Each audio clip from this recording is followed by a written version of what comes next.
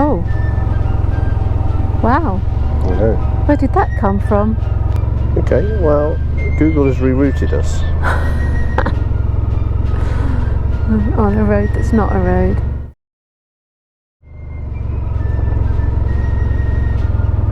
Wow.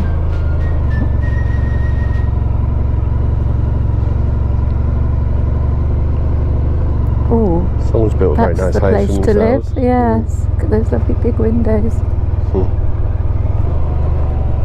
England Coast Path public footpath. Oopsie.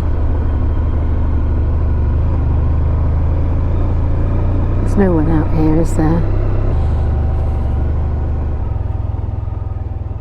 Take a look at a map and you'll see Millom is on the north side of the Duddon Estuary.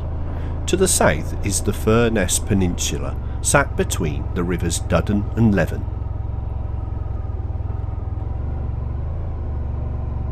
In the last episode we mused about how sleepy this area is, but that was not always the case. In the 1800s this whole region was covered in industry, mainly centred around the mining and processing of iron ore. The biggest mine was at Hodbarrow. It opened in 1850. By 1896 it employed 1,500 people and was the largest iron mine in the world at the time, plunging to a depth of 540 feet or 165 metres. I think that might be something to do with the old ironworks. To our left was the Ironworks, where the smelting process took place in blast furnaces. By the way, it's just a coincidence that the words furnace and furnace are pronounced the same. Their etymology is not connected. The mine and ironworks closed in 1968 due to the depletion of iron ore. It had been in operation for over 100 years. Just think about that for a moment. Several generations would have been immersed in the production of iron.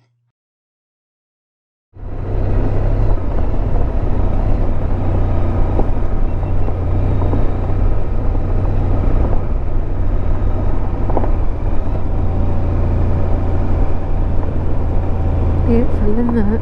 Yeah, lovely. Ooh. Does it become more of a public footpath and less of a track? I think it probably does. And there's somebody down there walking. No access, no entry for unauthorised motor vehicles. Which would normally face that way. Do you see what I mean? As if vehicles Oh yeah. So we're on the wrong side of it, as it were. Yeah. So, wonder how far it is. Shall we? It's not much further. Just Should we do press it? on? Yeah.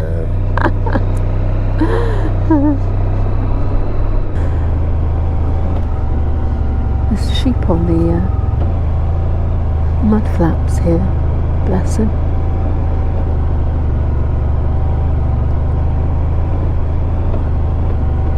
Hiya, you alright? Friendly walker who didn't mind us sharing the path. There, we're back on, aren't we? It was only that little section, wasn't it, that was a bit dodgy. Yeah, I would say we're good now. Yeah. Oh, that was nice.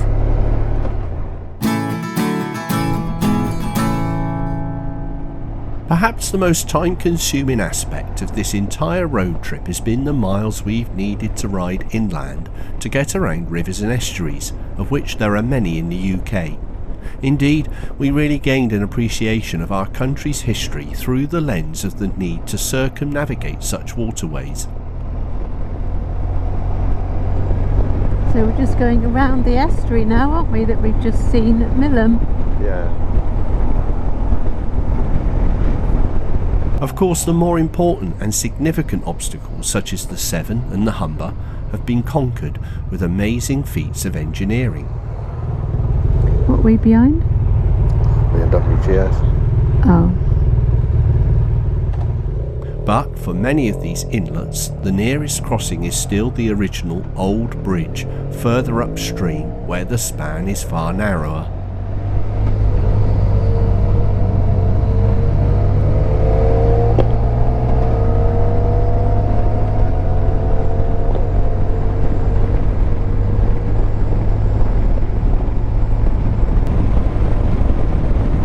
making those corners nice, isn't he?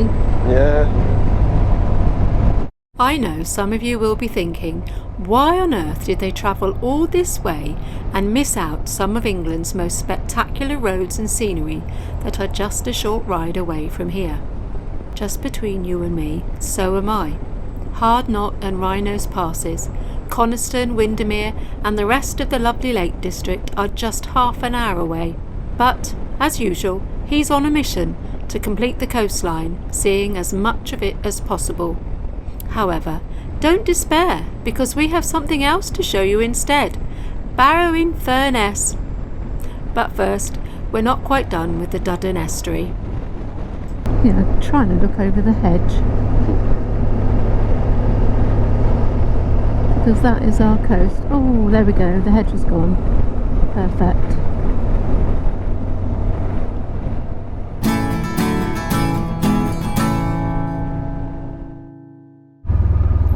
This is Askem.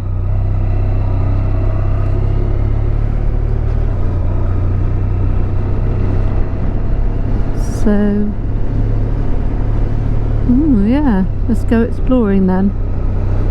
This wasn't on the route, but we think we can see something interesting that's coastal. So we're having a look. This is why it takes us so long, because we keep taking detours, don't we? So we're going to that estuary, aren't we? Yeah. There you go. There's a car park at the end. Lovely view. Oh, yeah. Of it.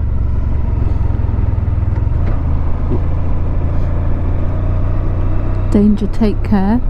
Swift, strong currents or something. Yeah, I can imagine coming in there. There's a boat beached on there. Perhaps that's just where it sits at low tide.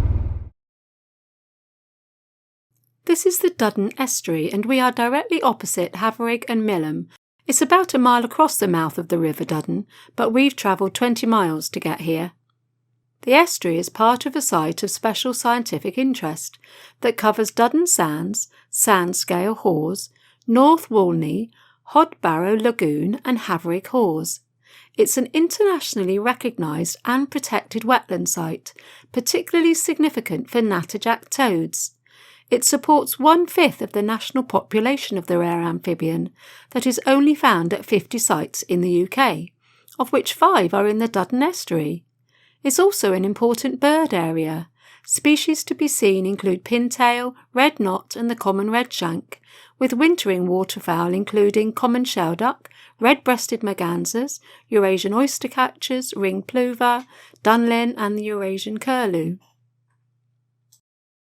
Not far. We can't be that far from Barrow. We've been saying that for 2 hours. This trip has taught us so much. I'm not sure if you've noticed, but we've gradually slowed down. Looking back, the first few episodes seem like we were in a race. Not only have we got slower, but we've learnt to linger. Or should I say, he's learnt to linger. By this stage, we were taking all sorts of detours to get a glimpse of the coastline. I'm not sure why, but I think we were starting to realise the completion of the adventure was fast approaching, and we subconsciously wanted to slow it down to delay the inevitable end of this wonderful experience. Oh. Is that a cafe? No advertising, no, I don't think it is. Well, they've got picnic tables and stuff, haven't they? I know. It looks like is it Avery's? I'm not sure what it is. Oh, I see what you mean. It's a quirky place, isn't it? It's a quirky place. But yes, it may be birds. Quirky it may be, but while putting this video together, I discovered something about this place I wish I'd known on the ride. The lane to the right leads to a byway open to all traffic that runs for well over a mile along the beach. As you may know, we're not adverse to a bit of off-roading and would probably have given it a go, even 2 up and fully loaded. But having looked at some of the videos out there, it's probably a good thing we didn't know about it.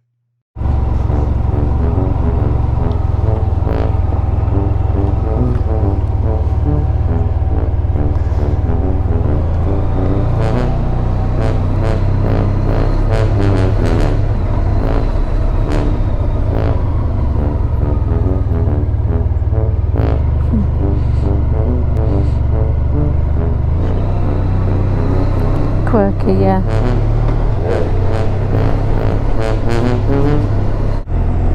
So we're in Barrow-in-Furness, and it's not the usual tourist destination.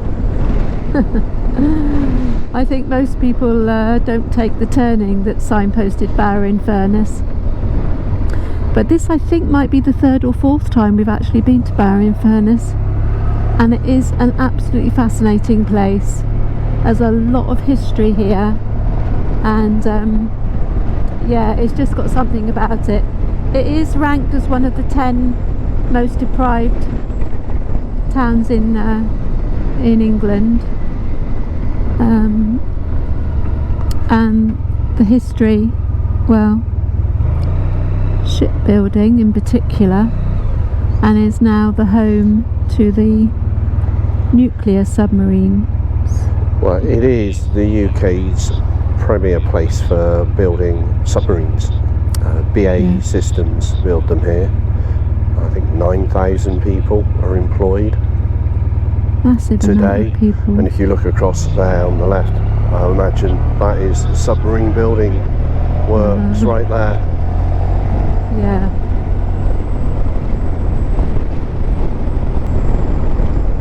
And we're just going to have a very brief look around. It's probably fair to say Barrow has a bit of a reputation, a stigma, a grey cloud, shall we say. However, whenever we visited, we've been pleasantly surprised. Perhaps we haven't seen enough yet, or we've always caught it on a good day, but maybe it's just our weird obsession with places like this.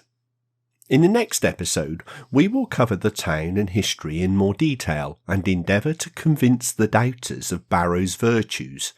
But before we sign off today, we're going to take a look at Walney Island. Barrow-in-Furness is at the head of the Furness Peninsula.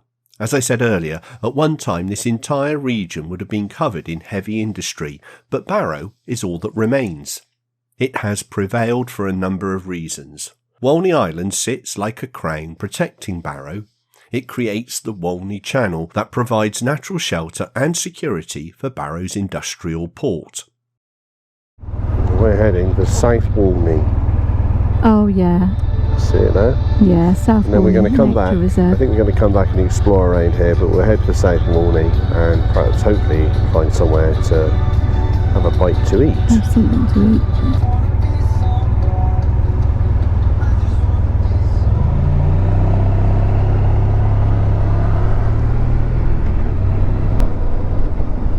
It's a very different place. Yeah. Try and go down one side and up the other. We'll see if we can force it to do that for us. From this side of Walney Island, you get the look across to Barrow and the shipyards. Yeah. Some of it. Massive, isn't it? It is vast. Wow. Can't see any submarines, but then... That'll all be in the side, won't it, I think. Oh.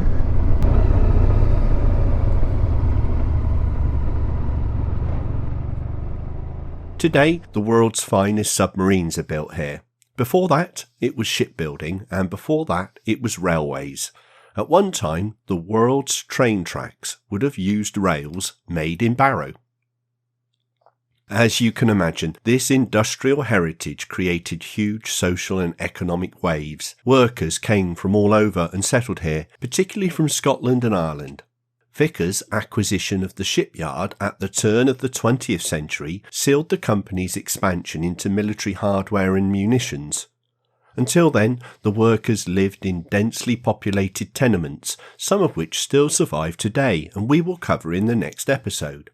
Vickers sought to improve living conditions and developed Walney Island. A lot of the housing you see today was built at that time, and the area became known as Vickerstown. Before the building of the bridge, the workers would take a ferry to and from the mainland. Not only were they separated from the industrial centre, they were now surrounded by nature, beaches and the sea. This must have been a welcome improvement at the time.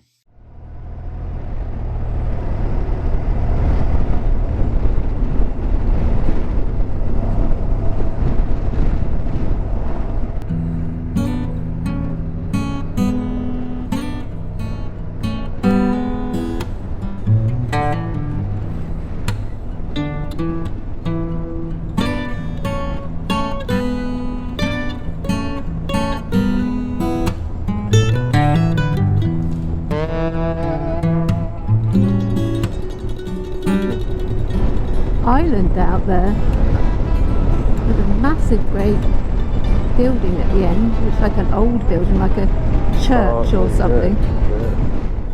The island I can see is Peel Island, a fascinating place. There is a castle which was built by monks in the 14th century, 8 old fishermen cottages and a pub, the Ship Inn.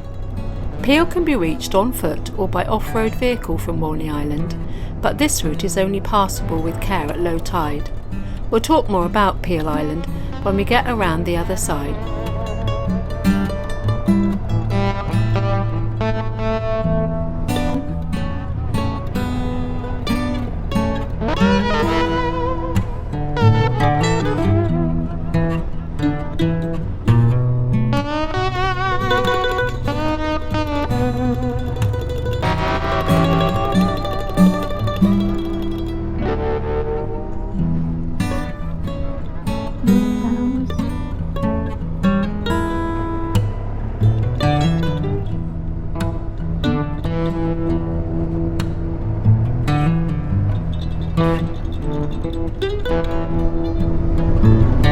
South Walney Nature Reserve, only half a mile to go, it says.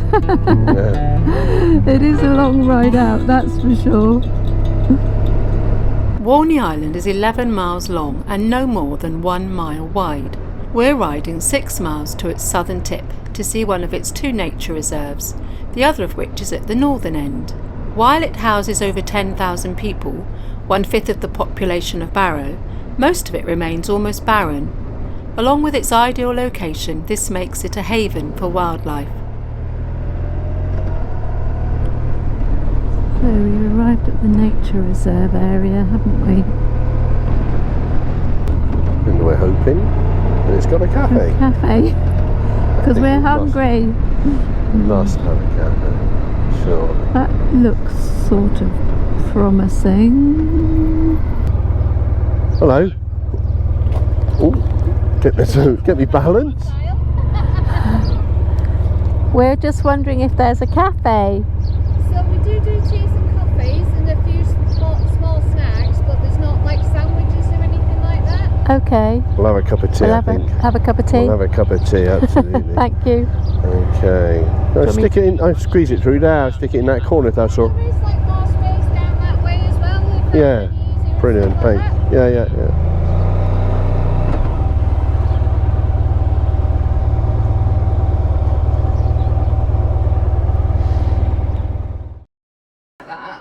Thank you very And the much. theory is that there's actually an underground tunnel that runs from Peel Castle all the way up to the Furness Abbey. Yeah. Oh wow. Like I said, never Yeah. been proven, never been disproven.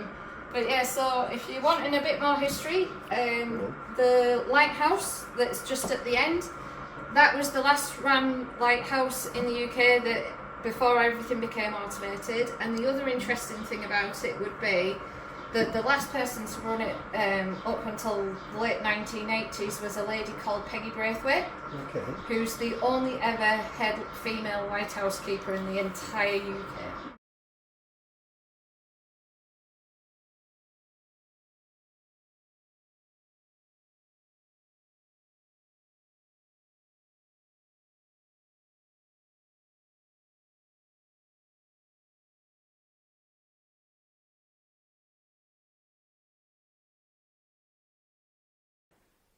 First of all, could you just say your name, please? Peg Braithwaite, And where are we at the moment? Walney Island Lighthouse, Barrow-in-Furness, Cumbria. And how on earth did you become a lighthouse keeper? My father was the assistant keeper. He later became the principal keeper, and in due course, when my father died, my brother-in-law came on the staff. My sister remained assistant keeper. When she died, I was promoted from supernumerary to assistant, and when my brother-in-law retired in 1975, I was promoted to PK. And that's how I became a lighthouse keeper. You're the only woman lighthouse keeper in Britain. In England, yes. So where were you born? On Peel Island, about 2 miles across the water. Its official distance is 17 miles, but it can on a clear day be seen much further, and in bad visibility you might not be able to see it for half a dozen miles. Well, the lighthouse was built in 1790, before Barrow became a port. It was built for sugar traders sailing into Glasson Dock from Jamaica. That's it, you rely completely on the wind. We paddled the boat out of Los Cristianos. Really? Yeah. And we sat outside of Los Cristianos in Tenerife. The whole boat you paddled out? We paddled it out because we had no petrol. We couldn't carry it because the boat was stuffed with water and food. Yeah. And we stopped paddling outside the harbour. We waited for the wind to come up in the afternoon. And we powered off.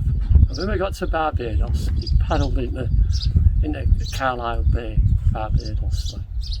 There was, at its height, there was about 14,000 in there, a fraction of what there used to be. Yeah. You know, because it used to be on the news when the buzzer blew at the end of the day, all the bikes coming out. You know, it's just thousands and thousands of people on push bikes. They just blocked the whole road both ways, like the bridge. Yeah. Barrow-in-Furness bridge, like, you know. And you can see newsreels of it, like, you know. I remember it. When I was a child, my auntie, when I was 5 or 6, had one of those in the Egerton building, and there was a real community there, going back 60 odd years. Like, it's a proper community, and people looked after each other, looked out for each other. Yeah. But now, don't stop. No, okay. Good advice. Good advice. Just take your photographs and keep moving. Get out. Yeah. Yeah, but they are fascinating. Yeah. no one ever goes there. Yeah, we got a YouTube channel. It'll go down the storm on there, like, not laugh. Well, especially if we get chased or something like that. Yeah. There's no place like it in the country, like. No. Even Glasgow hasn't got them now, I don't think. Look at that, all boarded up, old furniture and rubbish. Really rough.